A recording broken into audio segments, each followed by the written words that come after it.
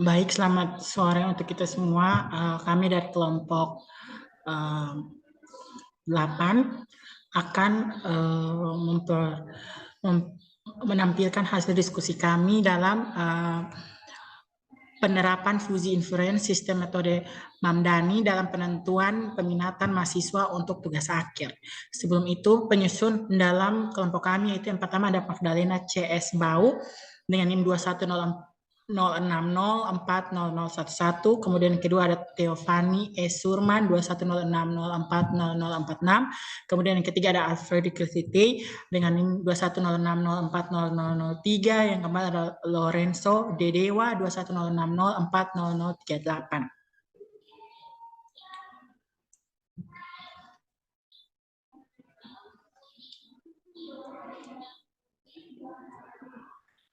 Latar belakang kenapa kami memilih ini yaitu tugas akhir.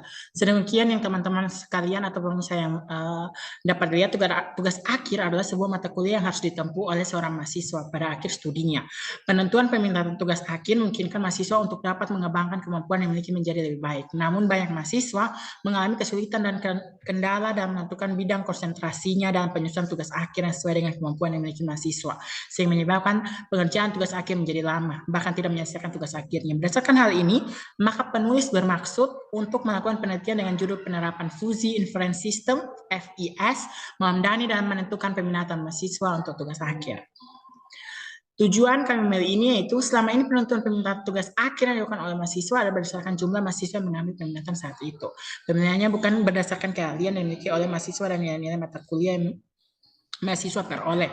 Hal ini menyebabkan mahasiswa mengalami kesulitan ketika menyelesaikan tugas akhir karena tidak memahami konsep dari tugas akhir yang diambil. Tujuan dari penelitian ini adalah menghasilkan suatu sistem fuzi metode FIS Mamdani sebagai alternatif menyelesaikan masalah dalam pemilihan peminatan untuk tugas akhir. Penelitian ini menunjukkan adanya sistem penentuan peminatan tugas akhir mahasiswa dapat membantu para mahasiswa untuk menentukan tugas akhir sesuai dengan kemampuan keahlian yang dimiliki mahasiswa.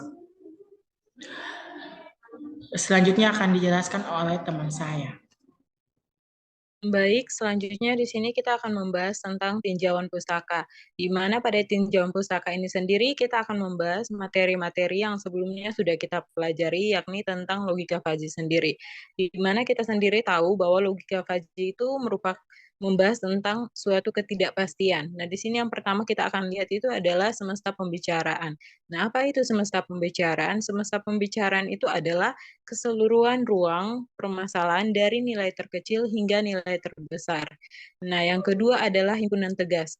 Nah, jika pada logika Fuzzy itu nilai keanggotaannya itu dari interval dari 0 sampai 1. Nah, pada himpunan tegas ini nilai keanggotanya itu adalah 0, di mana 0 artinya tidak terjadi dan 1 artinya terjadi. Kemudian yang ketiga adalah variabel Fuzzy, di mana variabel Fuzzy sendiri adalah variabel-variabel yang akan dibicarakan dalam suatu sistem Fuzzy. Misalkan temperatur. Baik, selanjutnya kita akan melihat himpunan Fuzzy. Jadi himpunan Fuzzy ini, dalam himpunan Fuzzy ini sendiri ada dua jenis, yaitu yang pertama itu linguistik, di mana linguistik itu merupakan penamaan suatu grup yang mewakili suatu keadaan atau kondisi tertentu dengan menggunakan bahasa alami. Nah, yang kedua itu ada numeris, atau biasanya itu kita menggunakan angka-angka. Nah, yang kelima ada domain himpunan Fuzzy. Nah, domain himpunan Fuzzy sendiri itu adalah keseluruhan nilai yang ada dalam semesta pembicaraan tersebut. Nah, selanjutnya, slide berikutnya. Nah, selanjutnya kita akan membahas fungsi derajat keanggotaan Fuzzy. Nah, fungsi keanggotaan Fuzzy sendiri ini seringkali itu ada beberapa jenis. Di sini ada salah satu yang kami sediakan pada PPT kami, yakni fungsi segitiga atau triangular. Di mana di sini kita bisa lihat pada gambarnya, berbentuk segitiga dengan parameternya itu adalah A, B, C. Dengan fungsi keanggotanya itu adalah 0, untuk U-nya itu kurang dari A, kemudian untuk U lebih dari sama dengan A kurang dari sama dengan B, itu nilai keanggotanya itu adalah U kurang A per B kurang A, kemudian untuk U lebih besar dari sama dengan B, dan kurang dari sama dengan C itu adalah C kurang U dibagi dengan C kurang B, dan 0 untuk U lebih besar dari C. Kemudian ada jenis-jenis lain yang yang bisa teman-teman baca, yaitu ada trapesium dan juga lonceng. Yang sudah kita lanjutnya yaitu sistem inferensi fuzzy, di mana sistem inferensi fuzzy ini sendiri merupakan suatu kerangka komputasi yang didasarkan pada teori himpunan fuzzy, di mana yang sudah kita pelajari sebelumnya yaitu ada bentuk if dan juga then. Nah, kemudian di sini yang terakhir itu ada defusifikasi, di mana proses defusifikasi ini merupakan suatu bentuk inferensi sistem fuzzy dengan inputnya adalah suatu himpunan fuzzy yang diperoleh dari komposisi fungsi rules. Sedangkan output yang dihasilkan itu merupakan suatu bilangan pada domain himpunan fuzzy tersebut. Sehingga jika diberikan suatu himpunan fuzzy dalam range tertentu, maka dapat diambil suatu nilai tegas atau CRISP-nya itu sebagai output-nya. Slide berikutnya akan dijelaskan oleh teman saya. Baik, selanjutnya adalah metode penelitian. Metode dalam penelitian yang digunakan adalah metode Fuzzy-Mamdani, di mana metode ini sering disebut dengan metode Max-Min yang pertama kali dikenalkan oleh Ibrahim Mamdani pada tahun 1975. Menurut Junaidi, Setiawan, dan Anista 2005, berikut adalah tahapan penyelesaian masalah dengan metode Mamdani. Yang pertama adalah pembentukan himpunan fuzzy, yaitu variabel input dan outputnya dibagi menjadi satu atau lebih himpunan fuzzy. Selanjutnya adalah fungsi implikasi. Fungsi implikasi yang digunakan adalah minimum. Jadi nilai yang digunakan dari himpunan fuzzy adalah nilai terendah. Berikutnya adalah komposisi aturan. Maksudnya, aturan pada metode fuzzy ialah berupa cara-cara yang digunakan untuk menentukan penilaian himpunan fuzzy, dan yang terakhir adalah penegasan atau diffusification, yaitu proses mengelola suatu himpunan fuzzy yang diperoleh dari komposisi aturan-aturan fuzzy untuk menghasilkan output berupa bilangan pada domain himpunan fuzzy tersebut. Slide berikutnya. Nah, berikutnya adalah hasil dan pembahasan kebutuhan input dan output. Pengelolaan data dilakukan dengan menentukan yang pertama kebutuhan input dan output, di mana kita menentukan variabel input maupun variabel output serta semesta pembicaraannya.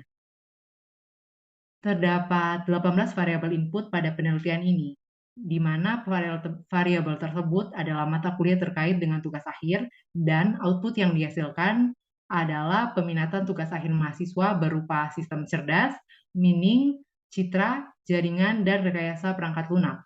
Untuk variabel input bisa teman lihat pada tabel 1 beserta domain dan keterangan. Selanjutnya adalah konstruksi FIS, yaitu langkah untuk mendapatkan nilai output CRISP dengan membentuk himpunan fuzzy atau fusifikasi, pembentukan rules, aplikasi fungsi implikasi, serta inferensi aturan, penegasan atau difusifikasi. Lalu selanjutnya adalah fusifikasi, yaitu keanggotaan mu untuk setiap anggota fuzzy, untuk setiap himpunan fuzzy memiliki interval antara 0 sampai dengan 1. Nilai 1 menunjukkan keanggotaan yang mutlak 100%, sedangkan nilai 0 menunjukkan tidak adanya keanggotaan atau 0% dalam himpunan tersebut. Materi selanjutnya untuk rumus Microsoft Excel akan dijelaskan oleh teman saya. Baik, selanjutnya rumus input rendah mu r sama dengan untuk nilai 1 x lebih kecil sama dengan 50, lalu nilai 80 kurang x per 80 kurang 50, x lebih besar dari 50 lebih kecil dari 80, lalu untuk nilai 0 x lebih besar sama dengan 80. Lalu rumus input sedang mu s sama dengan untuk nilai 0 x lebih kecil sama dengan 50, lalu untuk nilai x kurang 50 per 80 kurang 50, x lebih kecil dari 80 lebih besar dari 50. Salah satu kegunaan dari logika fuzzy yakni untuk melihat penerapan logika fuzzy dalam pengambilan suatu keputusan dalam penentuan peminatan tugas akhir. Lalu yang terakhir ada saran. Dengan menggunakan metode yang sama yaitu Fuzzy-Mamdani, kita dapat kembangkan lagi dengan menambah variabel outputnya dan peminatannya. Baik, sekian dari presentasi kami. Kami ucapkan terima kasih.